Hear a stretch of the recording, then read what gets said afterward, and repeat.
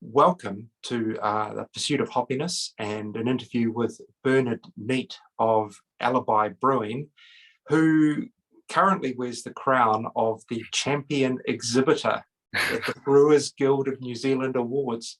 Thank you very much. Champion Exhibitor. Yeah, congratulations. Thank you. Thank you for having me. It's quite the honour. Oh, quite surprised. Yeah. Well, you were pretty surprised on the night, hey? Were you? Completely surprised. Completely caught me off guard. I think I know you saw. I was tuning in from the ferry or the bus via my phone. Just not expecting any of it to kind of roll in this way, and completely knocked off my feet. Yeah. I think you were saying on the night that you were either coming off the ferry or something like that. So for people who don't know, your workday starts in downtown Auckland and commuting to Waiheke Island, yeah? My workday starts in the mean streets of Mount Roskill, Dominion Road. Yep, I live out here. But yes, well, the brewery's on Waiheke Island, so I've got quite the commute. It involves a couple of 49cc scooters and the ferry. And I do that, every day essentially. Wow. And is it a great pleasure to ride across the ocean every day to go to work? Is that relaxing? You know what? It is. It really is. A lot of people ask me how the hell I do it. And the job is that good, and it is a long time, but it beats sitting in traffic. There's nothing I can do. The fact that it's two scooters and it's only 15 minutes on the scooter. You get to the boat and you get on, you read a book, you send some emails, you have a coffee. If you're lucky, you get to see a couple of whales or a dolphin.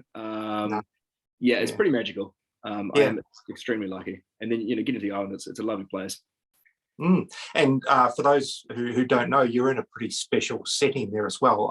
The brewery is in a vineyard, correct?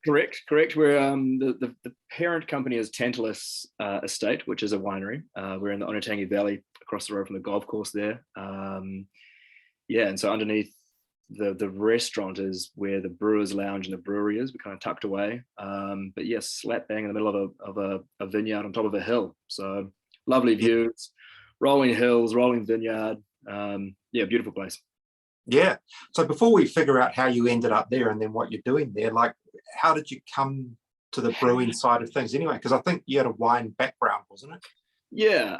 So I did a Bachelor of Science in Biology, which I then graduated and worked for Port Research, Crop and Food, as an young budding entomologist. Kind of working on biocontrol, eating insects instead of, to minimize pest sprays and all that kind of thing.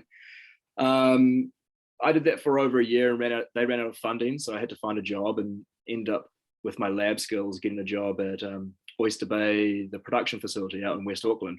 And I didn't know, I was quite young at the stage, early 20s, enjoyed wine, didn't know much about it, but I was there for a year and learned a lot about wine, the flavors, the production, the analytical side, and just fell in love with it. Thought it was great. I didn't know this was a career, and then set off and spent 7 years kind of chasing vintages and working from labs to cellars, learning about pumps and fermentation and all that kind of stuff. But prior to this, I had been a very amateur home brewer. At the age of 16, because I think when I was 16, you had to be 21 to buy booze. So we were, going to supermarkets, getting homebrew kits and kind of playing around with that to kind of beat the legal system. So it had always been there. My uncle was a home brewer, and it was something I messed around with. But I did a harvest in France, and then realized, look, I want to come home. I'm born and bred in Auckland, love it, and I want to get more into beer. And so the end of that vintage, I came back to Oyster Bay in a different role. This was many years later, and just kind of worked on upskilling and trying to get into the brewing industry. I did the short brewers course down in Palmy. Okay. With other budding brewers like Braden and Andrew Childs. We went to that same year. I just it became a goal to kind of get into the brewing scene. It was an up and coming thing. I spent a lot of time making wine, but I knew that's not what I really wanted to do. And I finally landed a job. There was a new brewery up in Arch Hill at that point called Governor. Oh yeah, yeah. Solely making lager, like a Munich Helles. He had a Chris Little system, and I did 18 months there, kind of learning about commercial brewing and brewing on a larger size. And I left that, and there was a bit of a down period where I think about 6 months I was just kind of floating about. And then through friends of friends, the owners of Tantalus kind of approached me. They knew we had a friend in common. They were looking for a brewer, and I happened to have some skills on the same system. And so we met up, and they took me through what they were doing, and I came on board and started out. And this is before the brewery was built. They got me into the winery and worked the harvest. I think that was 2015, maybe 2016. And when that finished, the brewery was built. So it was all hands on deck and let's start brewing some beer, which, to be honest, looking back at it, I didn't really know much about. I knew how to make one type of Pilsner on a big scale and just knuckled down. I spent a lot of time when I wasn't on the island at home tinkering with the homebrew, the rudimentary homebrew kit I had, just playing with colors and yeast and hop profiles and dialing in things. Okay. But yeah, so that was. So you were kind of literally learning on the job. Absolutely. I didn't have a lot. I must have had enough confidence to give it a crack, and it paid off. Obviously. A lot of sleepless nights, a lot of dreams about brewing beer, and I'm sure flavor profiles and fermentation, all that kind of stuff. Yes. So that was 2016. I think we put the first batch of Pilsner down, and from then it's just batch after batch, brew after brew, trying to just make things better and better.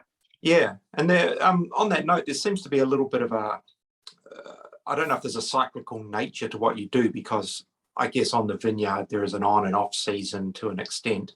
Yep. But within that, you've been in packaged format, then not in packaged, and now you're back again. Is that right? That's correct. We were in a very lucky position prior to COVID, where we had a lot of tourists. Waiga is a tourist destination. I guess people aren't aware of Alibi, the brand, so much, because a lot of the volume we were doing was to foreigners coming over to the island. They came off the cruise ships, or they came off the planes, and they came to the island, and they sat there and drank all the beer, where very few kegs needed to get off the island. So it was great. It was great. I could sell them all the beer. But the downside was, I guess, we didn't really build a brand as such. So with this COVID hitting, we've lost all the customers. We lost the bars, because all the bars are shut, so there were no keg sales. So the times we have had packaged product, it's been more of a branding exercise, to get some beer out there, get the name out there. But now, as of last week, we're officially owners of a canning line, a 3-head canning line. So last week I spent most of the week with the guys from Viniquit, commissioning the machine and upskilling, and now we've got some beer in cans, and it's part of the process. I'm working on plans to get beer out there and sell it and get the brand recognized. And where did the name Alibi come from? I couldn't actually tell you. I wasn't involved at that stage. That was the owners. I guess if you've been to Alibi Bar, Tantalus is quite open, well lit restaurant, which is on the second level, and kind of downstairs, nestled below, underneath is the Alibi Brewers Lounge. It's all brick and mortar, and very prohibition style. So I think it kind of just feeds into the idea of a speakeasy. It's it literally is a sort of, am I right, underground? Like, are you? I think it's above ground, but it feels underground. It feels underground, very much so. It feels like it's carved into the side of the hill, but no, it's ground level. So I'm really keen to understand your trophy-winning beer, which was black lager. Is that correct? That's So yeah, like taking out a trophy with that particular beer. What are its qualities? Since we're doing this on Zoom and you don't have that beer in packaged product, we can't share it with the world. Can't share it with the world. Yeah. So it's interesting because I ummed and ahed over brewing this beer. It's something that firstly I've never tried. I've never had a traditional Bohemian dark lager. As I mentioned, my background was with Governor, and we made a Munich style Helles. So I feel as if I picked up a lot of skills on how to make lager. And I put a lot of time and effort into the Bohemian style Pilsner that we serve at Alibi. Yeah. So I wanted to make something that, coming into winter, was a little bit lower in alcohol but full bodied for the winter months, so you could have a couple of pints of without it being an ale. I really wanted to work on my ability to brew lagers. And I was really nervous. Everything is focused around hazies so much at the moment. I thought, I can sell a hazy easily, but can I make 1,200 liters of this and sell it? So I spent a lot of time researching, a lot of time reading about them. I bought a book on lager. I spent a lot of time on Instagram and Untapped, and just searching hashtags and reading blurbs about what people are currently doing, what people did in the past, how to make something so complex in flavor, but without being a complex recipe. I think the key is to keep these things quite simple. The water we have in Waiheke is extremely soft, so it's perfect for the style. And so with a bit of floor malted Bohemian lager malt, the light and the dark, a bit of Cara Bohemian, and a little bit of Carafa 3 for color. I've ended up with this. It's slightly toasted, seeded brown bread with a little bit of espresso without it being bitter. Without being bitter and too coffee-like. It was nuances to these things, but it was more warm, toasty bread with a bit of barbecue char and a little bit of like cacao flavor coming through. Sounds delicious. But on that nice, soft lager, well-fermented, clean body, nothing else to kind of get in the way of that. Lightly hopped. And it was keg only because I wasn't obviously not too sure how it was going to go, and it flew out the door. It was well received, and when it got the trophy, I was just absolutely blown away. I mean, it's a real honour to get a trophy in any class, but I think a lager class, as you say, I think the very best of them in New Zealand are incredibly excellent. Like we don't lack for quality lagers, and so I think to come out on top in that. And then the fact that the Pilsner, which I poured so much love into, picked up a silver as well. I was just absolutely ecstatic. And so what is it? Do you use? I know a lot of Waiheke, or maybe all of it, is on tank water. Is that what you use? No, we have. We've got a bore. We've got some nice water coming out of the ground.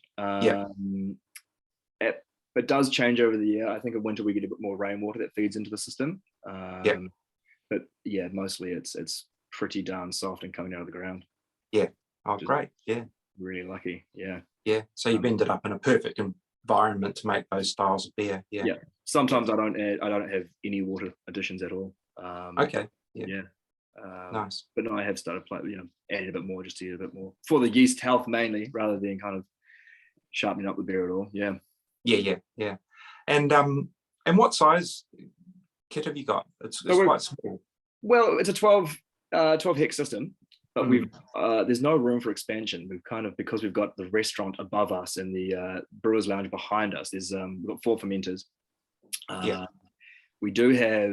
We serve directly from our bright beer tanks, so we've got 10 bright beer tanks and a chiller. So with a bit of juggling, we're 48,000 liters. I annually maximum, I think.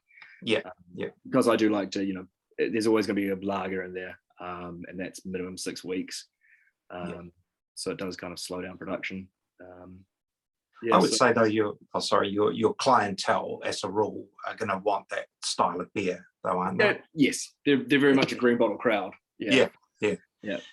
For the upstairs restaurant anyway. Yeah, the locals are starting to catch on, and just the number of sours we go through, kettle sours or hazies, is the locals are really supporting it, so it's cool. Yeah. And so tell me the new cans. I think I saw one on Facebook the other day. I think has it had a little bit of a brand shake-up? Yeah, somewhat. Branding is a big part of selling beer, it turns out. No branding. It's something we're working through. I've got an idea. We've got a new website which is online, and the people who have designed the website have also kind of come online to help, lift the cans. So yeah, there is a slight change in how it's doing. It's kind of a bit more streamlined, bring them all in line with each other. Okay. Yeah. No. So, and what's in packaged product? What's in packaged product? We've got the Pilsner. Which is kind of a core range. We used to have a full core range of 4 beers, which has kind of been cut down to the Pilsner. I've got a milk stout with cacao husk, vanilla, and coconut. At the 5.7% range, and then a hazy IPA called Scud City. It's a rebrew of I think it was the first hazy I ever brewed. And again, that's going to somehow be a core range. It won't always be available, but it's kind of going to be released a couple of times a year, but then it'll have a shake-up. So currently it's Citra and Apollo hops. That next time might have Mosaic, and it will showcase a different hop alongside those two, or perhaps some coconut, or there's no variations of it. Who knows? Some Sabro. Probably some Sabro, Yeah.